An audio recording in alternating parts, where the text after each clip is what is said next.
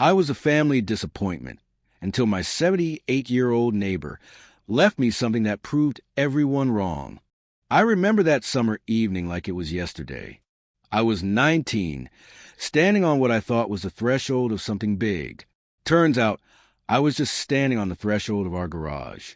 This was supposed to be my ticket to adult life, but somehow I'd missed a memo about needing actual baggage and a destination.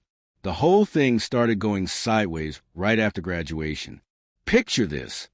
Small-town Missouri, where your biggest life decision is whether to buy your truck parts at AutoZone or the local shop that's been there since the dinosaurs roamed.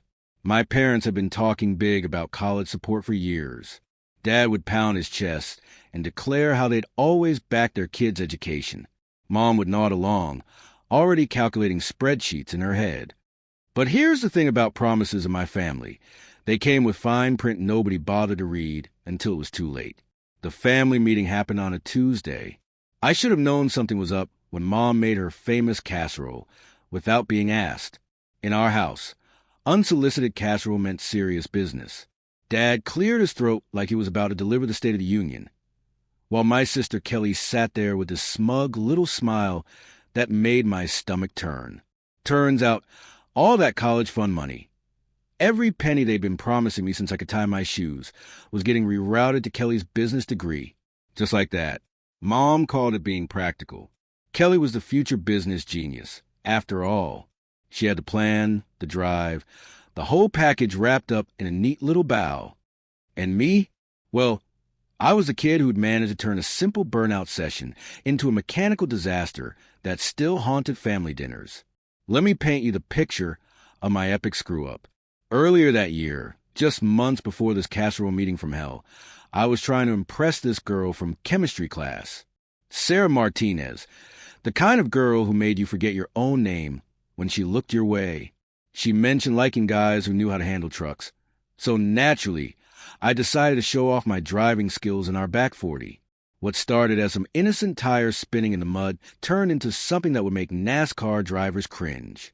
I was so focused on making those tires scream and creating the perfect smoke show that I completely missed Dad's John Deere sitting right there in my path. The sound of my pickup connecting with that tractor was like someone dropping a piano from a 10-story building. Dad's pride and joy, a machine that had helped feed our family for 15 years, was suddenly sporting a brand new dent the size of a washing machine. The tractor was down for a month while we waited for parts and Dad's blood pressure to return to normal levels. Every family dinner after that included some reference to my moment of spectacular stupidity. Dad would shake his head and wonder aloud how someone could be so reckless with machinery. Mom would sigh and mention how Kelly would never have made such a poor decision. It was like having my failure served as a side dish with every meal. So when decision time came for the college money, my track record spoke louder than any promises they'd made. Dad looked at me across that casserole-laden table and delivered the verdict with all the ceremony of a judge sentencing a parking ticket violator. Dad told me Kelly was heading to university because she could handle responsibility. I could work with my hands, since I was supposedly the practical one. The doubt in his voice when he said it cut deeper than any lecture could have. Mom explained I'd have a roof over my head in the garage, and everything else was up to me. This was for my own good, she said, sighing like she'd finally run out of patience. Life wasn't about burning rubber, apparently. Kelly just sat there looking like she'd won the lottery while trying to appear sympathetic. The fake concern in her voice when she offered to help me figure things out made my teeth ache. But here's what nobody expected. Something inside me actually felt relieved. Maybe it was shock, or maybe it was finally understanding that I'd never really fit into their neat little plans anyway. Their words cut deep, sure, but they also cut me loose from expectations that never felt like mine to begin with. The garage wasn't exactly luxury living. It smelled like motor oil and old newspapers, with a concrete floor that stayed cold even in July. But it was mine.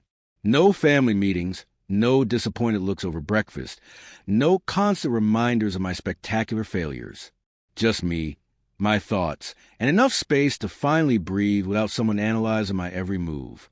That's when Walter Grayson entered the picture.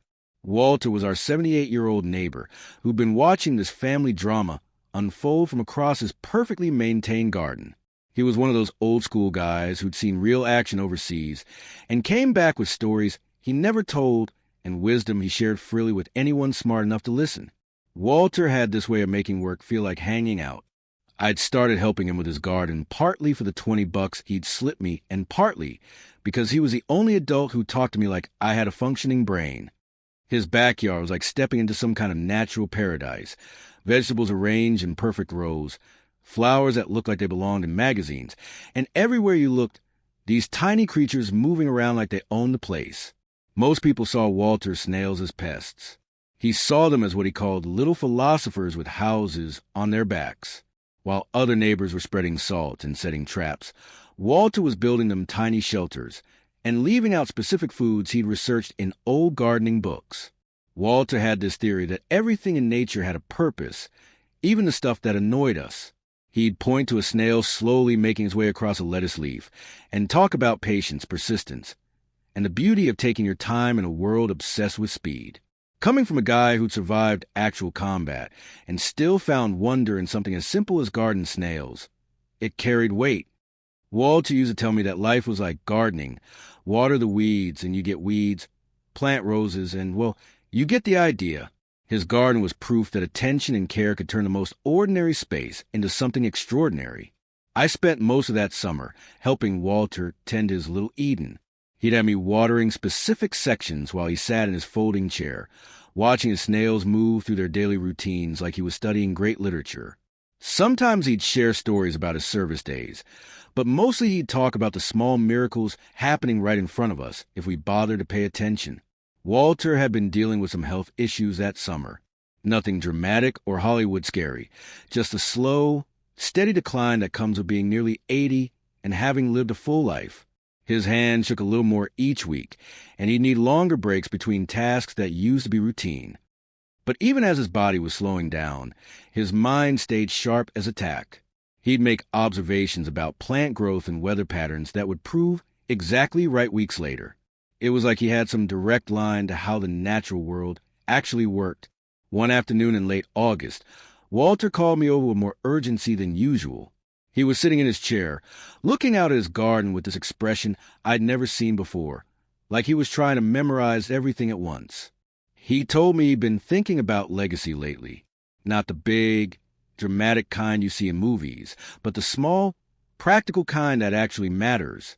He said life was too short to waste time being disgusted by things that might turn out to be exactly what you needed, especially when that led to something I'd see for myself soon enough. 3 days later, Walter passed peacefully in his sleep. No drama, no long goodbye scene, just a good man finishing a well-lived life on his own terms. The funeral was small but packed with neighbors who all had stories about his quiet kindness and the vegetables he'd shared over the years. After the service, Walter's daughter handed me an envelope with my name written in his careful handwriting. Inside was a short note and a key to his garden shed. The note was typical Walter, practical and mysterious at the same time. It said I'd earned this gift by not being disgusted when others would have walked away. The value wasn't in money, but in what I chose to do with it. And then that cryptic line about the secret being in the skin, not the kitchen. The man loved his riddles, even when he was saying goodbye. The key opened a shed I'd walked past hundreds of times, but never really noticed. Inside, stacked neatly against the back wall, were 4 large plastic containers with air holes drilled in the tops. Each one had a small hand-lettered label, Batch A, Batch B, and so on. Next to them sat a leather-bound notebook titled The Snail Journal, Cycles, Feeding, and Healing Notes with Love. Inside those containers were approximately 100 of the healthiest, most active snails I'd ever seen. These weren't random garden variety specimens. These were specifically cultivated creatures that Walter had been carefully breeding and maintaining for years. The notebook contained detailed records going back nearly a decade, tracking everything from feeding schedules to environmental preferences to something called harvesting protocols. At first, I thought it was just Walter being Walter. The guy who found meaning in everything was leaving me his beloved snail collection as some kind of symbolic gesture about patience and persistence. That's when curiosity got the better of me. I started reading Walter's notebook more carefully, and some of the terminology jumped out. Words like collagen production, skin repair compounds, and therapeutic applications. This wasn't just a hobbyist garden journal. This read like research notes. So I did what any reasonable 19-year-old would do when faced with mysterious inheritance. I Googled it. I typed in snail mucus skin repair and hit enter, expecting maybe a few weird articles about folk remedies or traditional medicine. What I found instead nearly made me fall off my garage cot. Page after page of results about Korean beauty products, anti-aging serums, and luxury skincare treatments. Companies with names I couldn't pronounce were selling tiny bottles of snail-derived cosmetics for prices that would make my dad set down his wrench and pay attention. One particular search result made my heart skip. A single ounce of premium snail mucin serum was retailing for more than I made in a week of helping Walter in his garden. The reviews were incredible. People talking about miraculous healing, reduced scarring, and skin that looked years younger after just weeks of use. I sat there in that oil-scented garage, looking at those 4 plastic containers full of what I'd assumed were just unusual pets, and realized Walter had left me something extraordinary. Not just the snails themselves, but years of careful research, detailed documentation, and a complete understanding of something most people had never heard of. The more I read through Walter's notes, the more his cryptic comments started making sense. The secret wasn't in the kitchen. It wasn't about cooking or traditional food preparation. It was in the skin, specifically in what these remarkable creatures produce to protect and heal their own skin, and how that might translate to human benefits. Walter's research was meticulous. He'd been collecting snail mucus for years, documenting its effects on small cuts and burns, and carefully noting which conditions produce the highest quality secretions. The man had essentially been running a backyard laboratory, while everyone thought he was just playing with garden pests. He'd figure out optimal feeding schedules, perfect humidity levels, and gentle collection methods that kept the snails healthy while harvesting their valuable mucus. It was brilliant, practical, and completely invisible to anyone who wasn't paying attention. As I sat there surrounded by the evidence of Walter's secret project, his final words echoed in my mind. Life was too short to be disgusted by things that might turn out to be exactly what you needed. He'd spent years watching neighbors kill or relocate the very creatures that could have made them wealthy. Walter's gift wasn't just the snails themselves. It was permission to see potential where others saw problems. He'd watched me work in his garden all summer, never once complaining about the creatures most people found disgusting. He'd seen something in my willingness to get my hands dirty and pay attention to details that others ignored. I picked up one of the containers and watched the snails moving slowly across the moist surface Walter had carefully prepared for them. These weren't just random garden visitors. They were specifically selected specimens, bred for health and productivity, maintained with scientific precision disguised as eccentric gardening. The notebook contained feeding schedules, seasonal care instructions, and detailed protocols for what Walter called gentle harvesting. He'd figured out how to collect their mucus without harming them, how to maintain optimal conditions for production, and how to process the raw material into something stable and usable. What Walter had really left me was a complete, functioning research project disguised as a hobby. He'd done the experimentation, perfected the methods, and documented everything with the precision of someone who understood exactly what he was passing along. My family had written me off as a kid who made poor decisions and couldn't be trusted with real opportunities. Walter had seen something different, someone willing to invest time and attention in possibilities others couldn't imagine. I looked at those search results one more time, calculating potential value of what Walter had quietly developed in his backyard laboratory. The numbers were staggering. A single productive snail could generate enough raw material for dozens of premium skincare applications. I had 100 productive snails and a detailed instruction manual written by someone who'd spent years perfecting the process. The final piece of Walter's puzzle clicked into place as I read his last entry. He'd written it just days before he passed, and it read like a letter to whoever would find his life's work. He explained that true value came from understanding what others overlooked, from having the patience to develop something meaningful while everyone else chased obvious opportunities.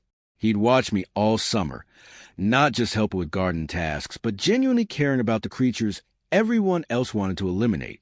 He'd seen someone who could appreciate the extraordinary potential hidden in ordinary-looking packages. Most importantly, he'd seen someone who wasn't afraid to get dirty in pursuit of something worthwhile. Walter's final note included one observation that would prove prophetic. The best discoveries come to those willing to look past disgust and see possibility. I closed Walter's notebook and stared at those 4 containers one last time. The family dynamics suddenly looked different from my concrete floor perspective. They'd given Kelly the traditional path: college, business degree, conventional success. They'd given me disappointment and a place to sleep that smelled like motor oil. But Walter, he'd given me something they would never understand until it was too late. A mystery to solve, a challenge to meet, a chance to prove that value comes from the most unexpected places. They'd taught me about consequences. All right, just not the ones they'd intended. I opened the lid of batch A. The snail stirred slowly under the soft light, like they sensed change was coming. They'd given Kelly money. They'd given me what they thought was worthless slime. Time to see which investment pays better dividends. So there I was, staring at 4 plastic containers full of what might be my ticket out of this concrete paradise. The question was simple. How do you turn 100 snails into something that doesn't make people run screaming? My new home was slowly transforming into some kind of bizarre zoological kingdom. I'd installed makeshift shelving along the garage walls, draped damp towels over everything to maintain humidity, and rigged up a misting system using spare parts from Dad's old irrigation setup. The whole place hummed with the quiet energy of tiny creatures going about their business. Those plastic containers became what I like to call luxury condominiums for gastropods. Each one had custom ventilation holes, carefully measured food dishes, and substrate that Walter had specifically recommended in his notes. The soft rustling of snails moving around became my new white noise machine. Dad's reaction was about what you'd expect from a guy who'd spent his life wrestling with machinery that actually made sense. He'd peer into the garage with the expression of someone trying to solve a puzzle that was missing half its pieces. He wondered aloud if I was planning to breed some kind of infectious disease in there. We lived on a farm, after all, not in some circus sideshow with mutant attractions. His tone suggested he was genuinely concerned I might accidentally unleash something that would require hazmat suits and government intervention. Mom's approach was different, but equally skeptical. She'd bring me sandwiches and coffee while eyeing my setup, like it might suddenly sprout wings and fly away. The whole arrangement seemed to violate every principle of proper home management she'd ever learned. But Kelly saw a content opportunity. My sister had this gift for turning everything into what she called marketing material. She treated life like one giant social media campaign, where every moment was potential viral content. The snail situation was too good to pass up. She filmed herself walking through my garage laboratory, narrating like she was hosting some kind of nature documentary about her eccentric brother. The resulting story went something like this. Her brother had decided to open a spa for snails, complete with mood lighting and gourmet meals. The whole thing was hilarious, apparently. Within hours, Mom's phone was ringing off the hook with relatives and family friends wanting to know what exactly was happening in the Hartley garage. Dad just shook his head and muttered about kids these days having too much time on their hands. I hated how she framed me like some snail-obsessed joke, but the comment said something else. People weren't laughing at me. They were curious. The funny thing was, while they were all having a good laugh, I was actually learning something incredible. Turns out, a snail isn't just some slow chunk of meat that happens to carry its house around. These creatures are living laboratories. Their mucin, that protective slime everyone finds so gross, is basically nature's version of a Swiss Army knife. It's armor, medicine, and construction material all rolled into one. Think about it. These animals drag their soft, exposed bodies across rocks, thorns, and rough surfaces every single day. They need something that can protect them from cuts, prevent bacterial infections, and help them heal faster than their enemies can find them. That something is their slime. It's like nature's own superglue that happens to have healing properties. The stuff works faster than you can say, Snail cosmetics, which admittedly isn't something most people say very often. Walter's notes contained detailed instructions for what he called gentle harvesting. The process was surprisingly elegant. Create a light mist to encourage movement, provide textured surfaces for them to climb, and collect the trails they naturally leave behind. I set up a collection system using fine mesh screens positioned at angles. The snails would crawl across these surfaces, leaving behind traces of the protective coating. Gravity did the rest, channeling everything into sterile collection trays. The whole operation felt like some kind of bizarre alchemy. I'd sterilize the equipment, filter the collected material through coffee filters to remove any debris, and mix it with glycerin to create a stable consistency. My first batch of homemade snail serum looked like something between hand sanitizer and expensive face cream. I'll be honest, I was skeptical about putting snail slime on my face, but my teenage acne situation had reached desperate territory. These weren't just a few random pimples. They were like an entire metropolis of inflammation that had decided to throw a permanent block party on my jawline. I figured if this stuff was supposed to heal wounds and protect tissue, maybe it could handle a few angry zits. So I applied a thin layer of my experimental serum to half my face, leaving the other half as control group. Scientific method, right? The results were honestly shocking. Within a week, the treated side was noticeably clearer. The angry red inflammation was fading, and new breakouts just weren't happening. It wasn't just healing, it was prevention. This was definitely not just regular healing. This was something special. I started documenting everything with before and after photos, tracking which formulations worked best, and refining my collection techniques. The more I learned, the more I realized Walter had been sitting on something genuinely revolutionary. But here's where things got interesting. I burned my hand pretty badly on a skillet while making one of my sad bachelor meals. Nothing serious, just a nasty red mark that was going to leave a scar. On impulse, I decided to try my snail serum on it. The healing process was remarkable. Not only did it hurt less, but the skin was regenerating faster and more completely than anything I'd experienced before. That's when I knew I had something worth sharing. I'd never been much of a social media person. The whole concept of broadcasting your life to strangers felt weird and narcissistic. But Walter used to say that if you have a secret that can help people, you have a responsibility to share it. Let the world decide if it's valuable. So I made a simple video showing the burn treatment process. Nothing fancy, just a straightforward before and after comparison with my homemade snail serum. I called it Snail Slime Healing Test and posted it on TikTok, expecting maybe a few dozen views from people who found the concept amusing. The response was absolutely insane. 1.2 million views. Over 1 million people had watched me put snail slime on a kitchen burn. The comments ranged from fascinated to disgusted to people demanding to know where they could buy some of this stuff. Someone had commented asking if this was really from Missouri, like they couldn't believe something this innovative was happening in flyover country. Others were sharing their own stories about traditional healing methods and asking for more detailed instructions. The whole thing felt surreal. I'd gone from family disappointment to accidentally viral in less than 2 weeks. My phone was buzzing constantly with notifications, and suddenly people were paying attention to my little garage laboratory. That's when I realized I might actually have a business opportunity here. These weren't just curious viewers. These were potential customers asking where they could purchase what I was making.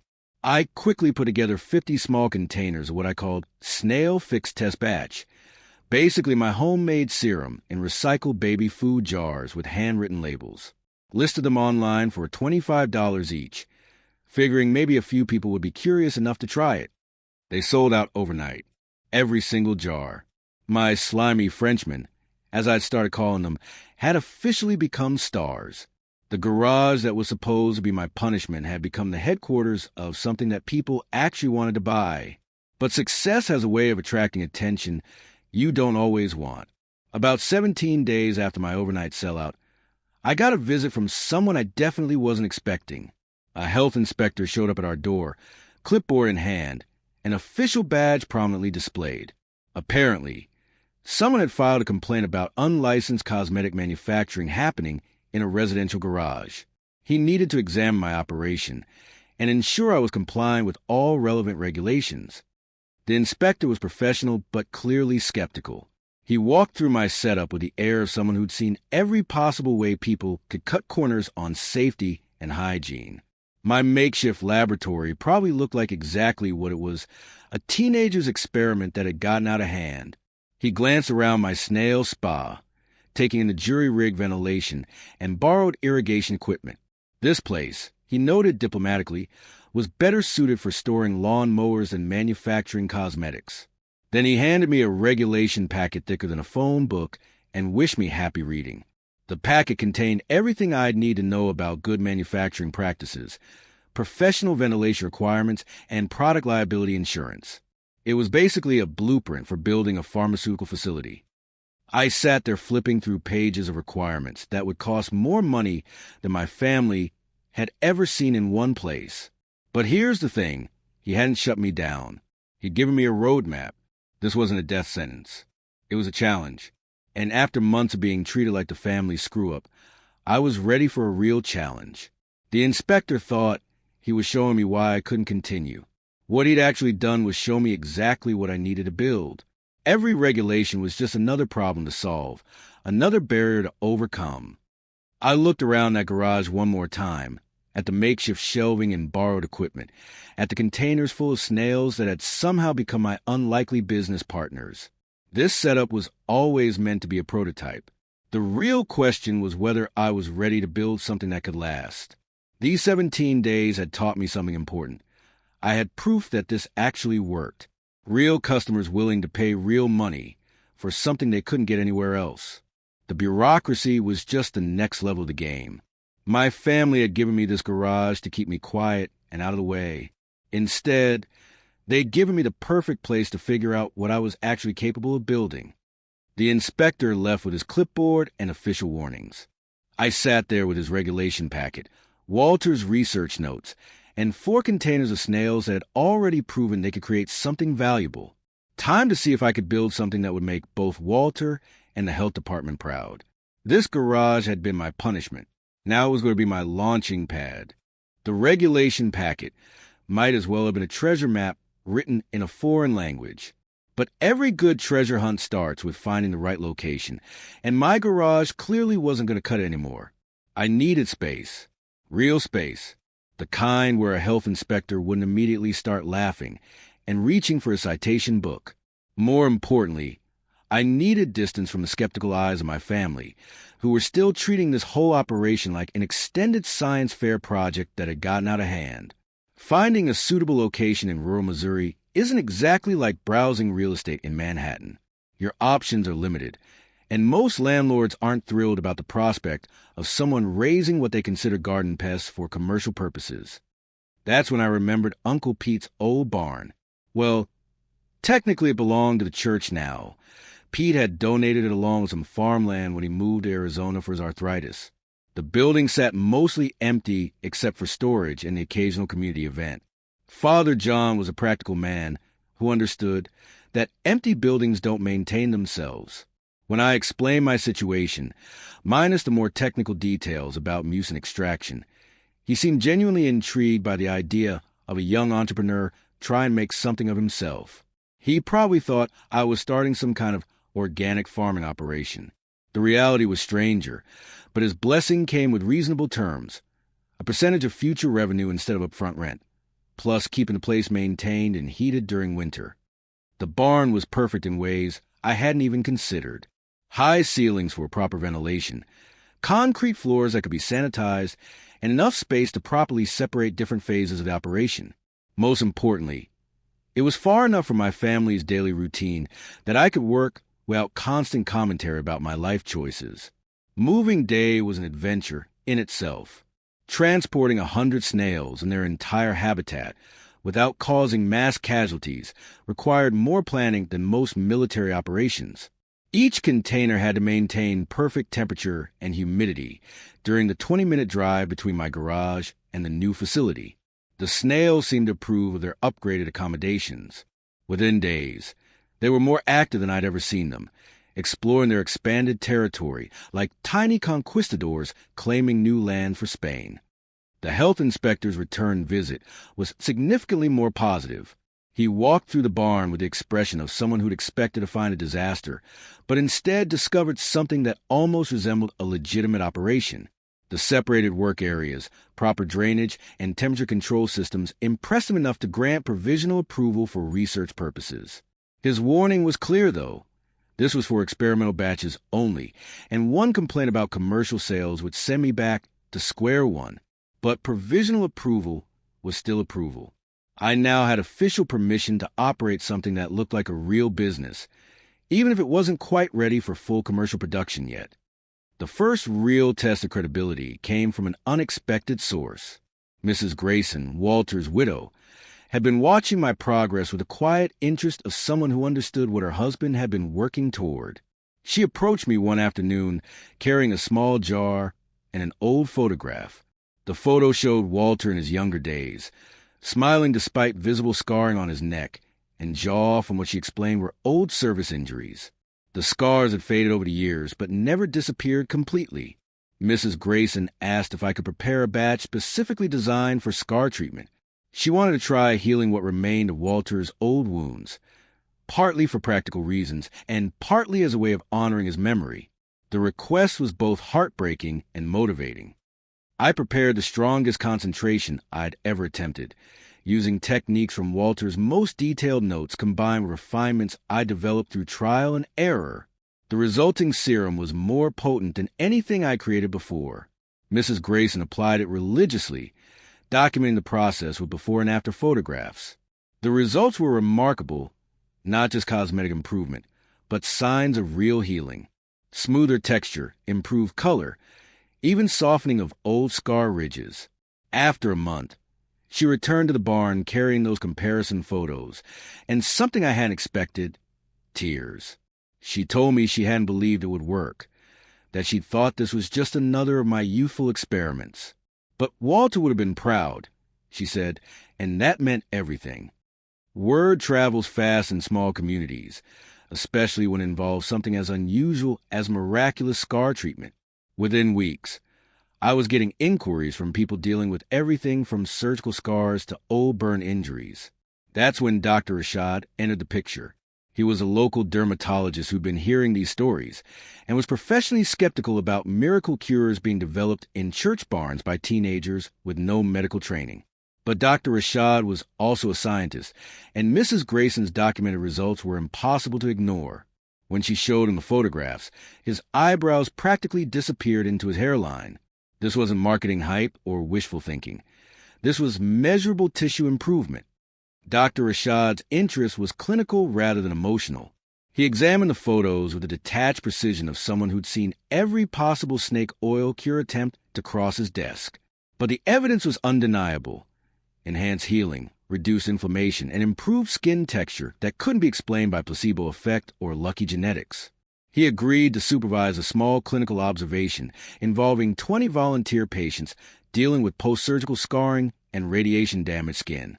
It wasn't a formal study, more like structured documentation results under medical supervision. As Walter used to say, truth has its own path forward. You can't hide it behind doors of skepticism forever.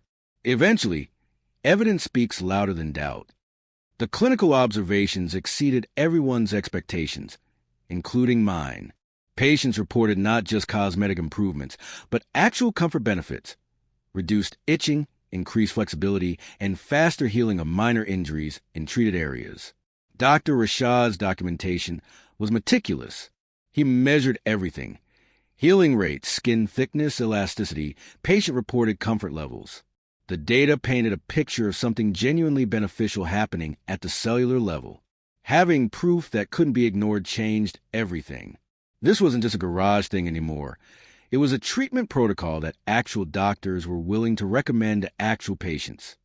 With medical credibility came the need for proper branding and presentation. The homemade labels and recycled baby food jars that had worked for my initial test batches weren't going to cut it in a world where doctors were making recommendations. I renamed the operation Hartley Grayson Labs, honoring both my own work and Walter's foundational research.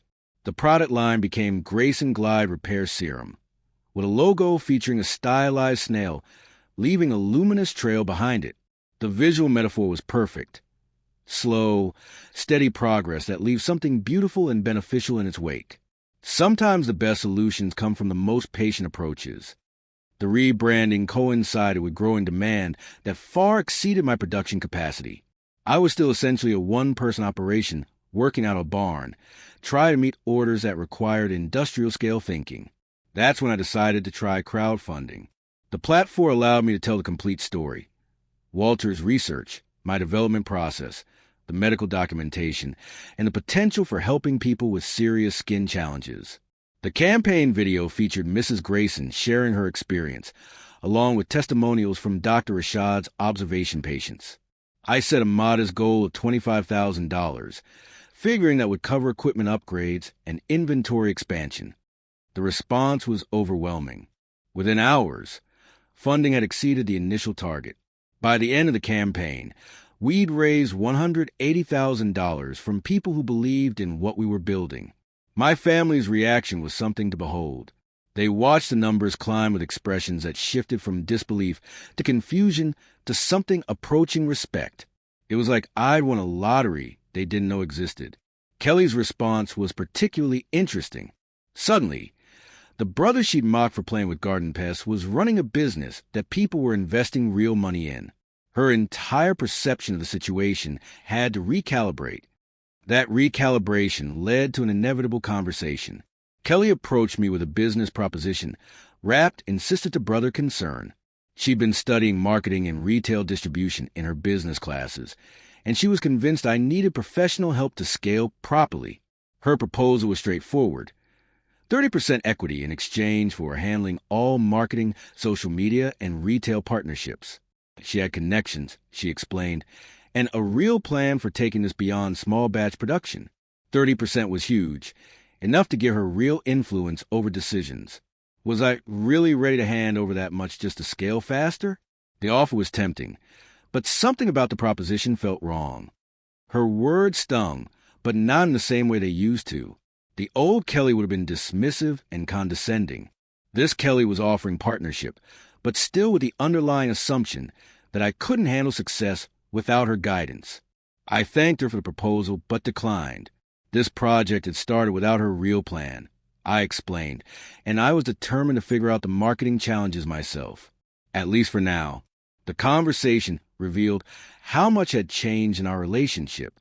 I was no longer the screw-up brother who needed rescuing from his own poor decisions. I was someone with options and the power to choose, which helped to accept. Kelly's reaction was a mixture of disappointment and something that might have been respect. She'd made a business offer to someone she now recognized as running a business that actually mattered. The rejection stung, but it was professional rather than personal. The crowdfunding success and medical backing had transformed my operation from family joke to family mystery. They couldn't dismiss it anymore, but they also couldn't quite understand how the kid with a ruined tractor had built something this substantial. Meanwhile, production demands were pushing every system I developed to its breaking point. The barn was running at full capacity, with every available surface dedicated to snail habitat or processing equipment. Dr. Rashad's clinical documentation was attracting attention beyond our small Missouri community. He'd begun presenting our results at regional dermatology conferences, describing the treatment protocol and patient outcomes. Those presentations led to inquiries from other medical practices interested in similar protocols. Word was spreading through professional networks that something interesting was happening in rural Missouri.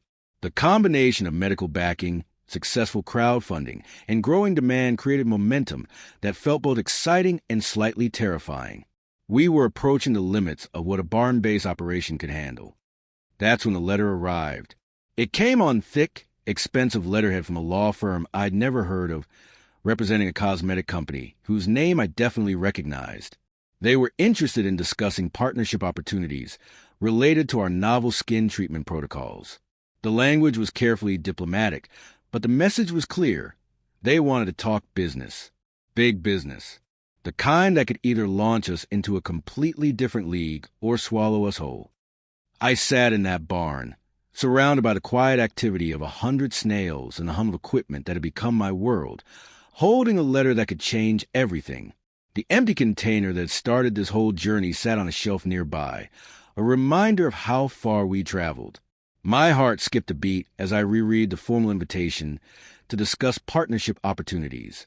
I'd spent months building something real. The question was, could I grow it without losing it? Letting slime heal people was easy. Letting a corporation in? That's where it got tricky.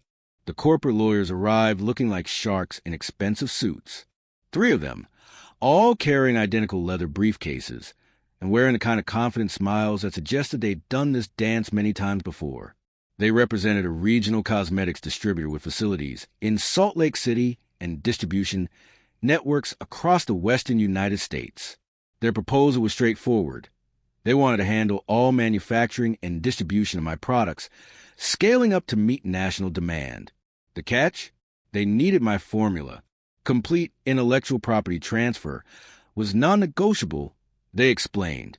Quality control, regulatory compliance, and market positioning all required their full control over the formulation process. The offer was tempting in a way that financial security always is when you're running a bootstrap operation out of a borrowed barn. Guaranteed production capacity, professional marketing, nationwide distribution, everything I've been struggling to build on my own. But there was something in their presentation that reminded me of Walter's warnings about selling what makes you unique. These weren't partners looking to collaborate. They were acquirers looking to absorb. As Walter always said, don't sell what makes you unique, because then you become just another face in the crowd. The formula wasn't just my product. It was my identity, my connection to Walter's legacy, and my only real bargaining chip in any future negotiations. We hadn't signed a formal contract, but we had exchanged letters of intent and signed confidentiality agreements, which gave them just enough legal ground to make trouble if things went sideways. That should have been my first warning sign. My family's reaction to the corporate offer was immediate and unified in a way that nothing else had ever achieved. Suddenly, the kid they'd relegated to the garage was sitting on something that could solve everyone's problems. Kelly saw it as vindication of her business instincts. If I signed the deal, I could pay off any outstanding debts. They could deed the garage back to me officially, and everyone would benefit from the financial windfall. It was a win-win situation that made perfect sense from every practical angle. Dad approached it with the blunt pragmatism that had guided every major decision in his life. This was the kind of opportunity that comes once in a lifetime, he pointed out. I'd be foolish to risk losing everything through stubbornness, especially given my track record with important decisions. Mom framed it as family concern wrapped in practical advice. These corporate people knew what they were doing, she argued. They had experience, resources, and connections that I couldn't possibly match. Signing with them wasn't giving up. It was being smart about my future. But their words cut deeper than any critique they'd ever made. My family, who had once turned their backs on me, was now trying to dictate how I should live, how I should sell what I'd built from nothing. Did they still not believe in me? Did they only see dollar signs instead of the journey I traveled? It wasn't just pain. It was muscle memory, years of being dismissed reheated in seconds. Fortunately, I had other advisors who understood the stakes differently. Dr. Rashad and Mrs. Grayson's lawyer both offered the same advice. Never sell your intellectual property outright. License it, lease it, partnership it, but never give up ownership of what makes you valuable. Mrs. Grayson's lawyer put it in terms I couldn't ignore. Never sell a cow that gives golden milk. Once you hand over the formula, you become an employee instead of an owner. The corporate lawyers were offering to make me rich once, but keeping the IP would let me build wealth over time. The advice crystallized something I'd been feeling but couldn't articulate. It wasn't a handshake. It was a velvet noose. That's when I remembered another piece of Walter's wisdom. Cunning isn't deception. It's understanding the rules of the game. I started developing a strategy that would let me work with a corporate distributor without giving up what made me unique. I would create 2 formulations, a basic version for mass market distribution and a concentrated medical-grade version for premium applications. License the basic formula to the corporate partner, but retain exclusive rights to the concentrated version. This way, I could scale production through their facilities while maintaining control of the high-margin, specialized products that had made my reputation. It was my signature dish, and I wasn't giving up the recipe to anyone. The plan seemed perfect until disaster struck in the most unexpected way. I arrived at the barn one morning to find the temperature control system had failed overnight. The heating units were off, the doors were standing open, and nearly 30% of my snail population was gone. It wasn't just equipment failure. Someone had deliberately sabotaged the operation. The power hadn't been cut accidentally, and the doors hadn't blown open in the wind. This was intentional, calculated destruction designed to cripple my production capacity right when I needed it most. There was a single muddy footprint near the backup generator, too small for any of my boots.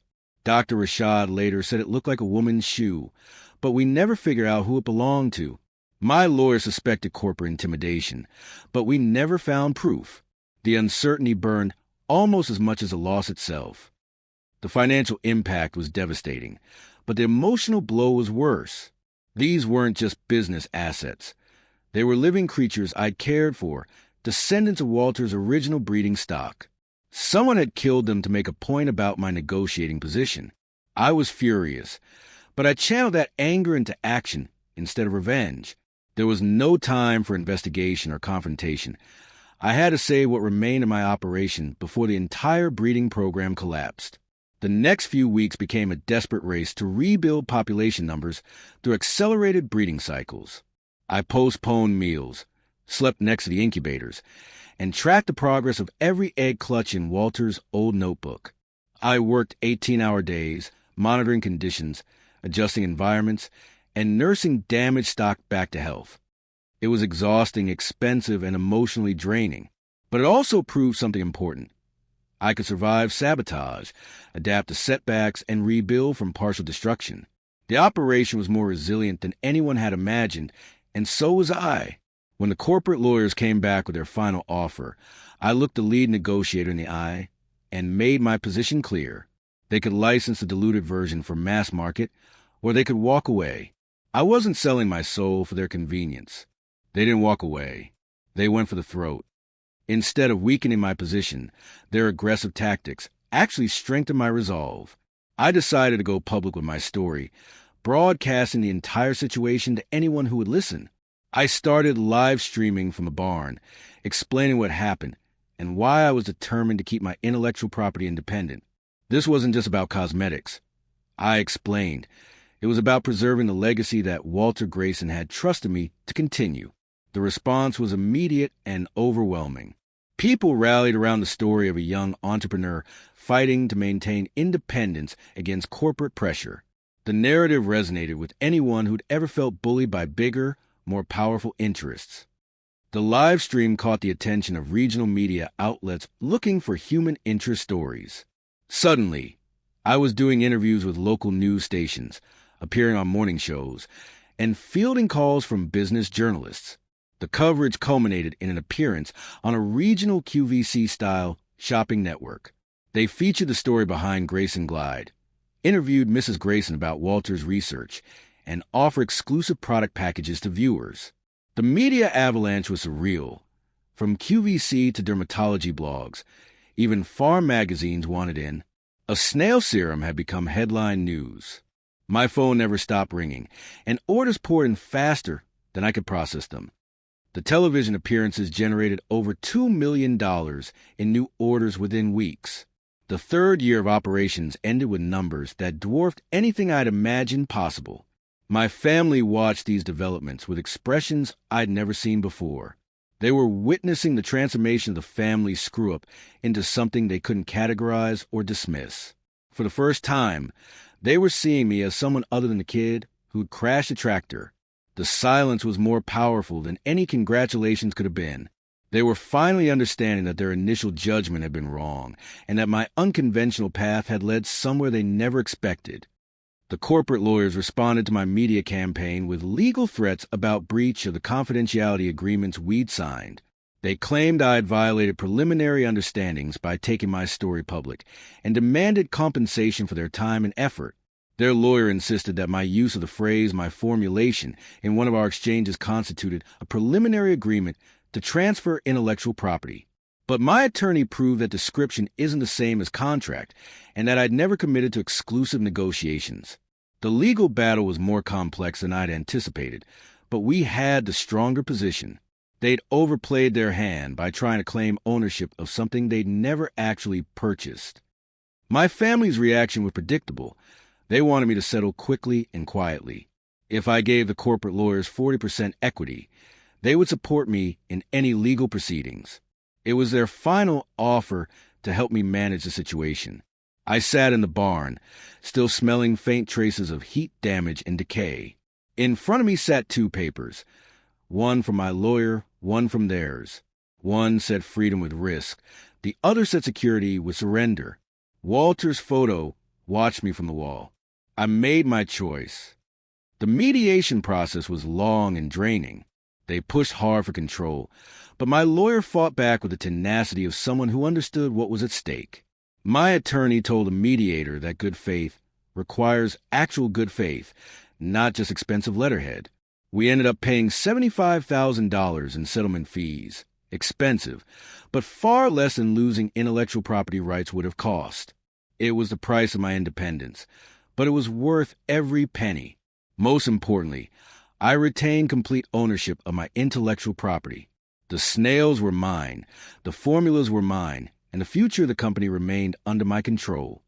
The legal victory opened the door to family reconciliation in ways I hadn't expected. Dad approached me after the settlement, putting his hand on my shoulder with something approaching respect. He admitted they'd been betting on safety while I'd been building a future they couldn't have imagined. He was proud of me, he said, and sorry they hadn't always believed in my vision. Then he muttered something that caught me off guard. I didn't think much of those snails.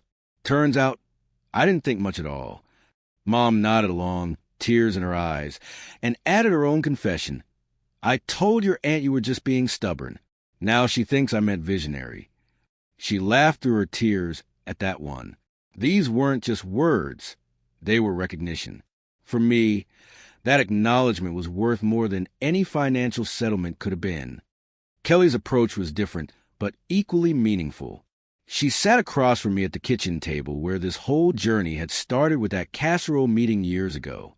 She admitted she'd been wrong about my capabilities, but she still believed she could contribute real value through marketing and retail partnerships. She offered to work for 10% equity, not because of family connections, but because she genuinely wanted to help build something significant. I smiled and accepted her offer. Finally, she understood that value comes from genuine work, not from family name or assumed privilege. By the end of year 4, our cumulative sales had exceeded $7 million. The progression was remarkable. $120,000 in year 1, $650,000 in year 2, $2.2 million in year 3, and $4 million in year 4 sales and pre-orders. But this wasn't easy money. It represented blood, sweat, tears, and yes, a lot of slime.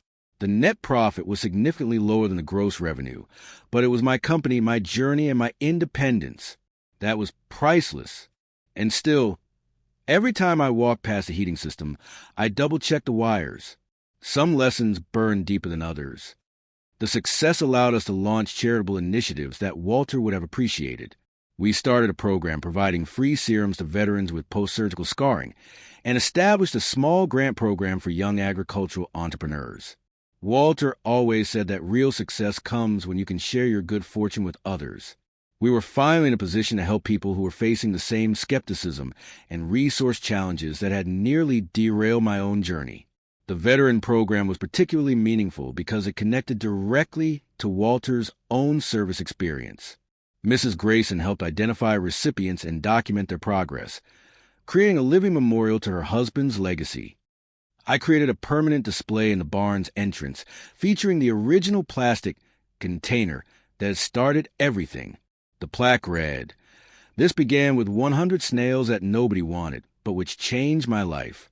And maybe the world, too." There are moments when the smallest things in life become the greatest teachers. For me, those teachers were 100 snails that most people would have considered garden pests. The displays serve as a reminder that extraordinary opportunities often come disguised as problems nobody else wants to solve. Walter's gift hadn't been the snails themselves. It had been the permission to see potential where others saw only obstacles. Looking back now, I realized the real transformation wasn't in the snails or the sales figures. It was in how I learned to value my own judgment over other people's expectations. My family had decided I was the weakest link, but I found my own farm in containers full of slime that nobody believed in. If your family has written you off as the one who can't succeed, remember that your opportunity might be hiding in what others have discarded. Look for potential where others see waste. Don't be afraid to move slowly, like a snail. The important thing is to keep moving forward. The path from family disappointment to $7 million in sales taught me that the most valuable discoveries often come from the most unlikely sources. Sometimes the best revenge against being underestimated isn't proving people wrong. It's proving yourself right. Your turn to find your own snail farm. Write in the comments about what trash in your life might become your treasure. Share your story with the hashtag #SnailMillion. The smallest creatures can create the biggest changes. All you have to do is give them the chance.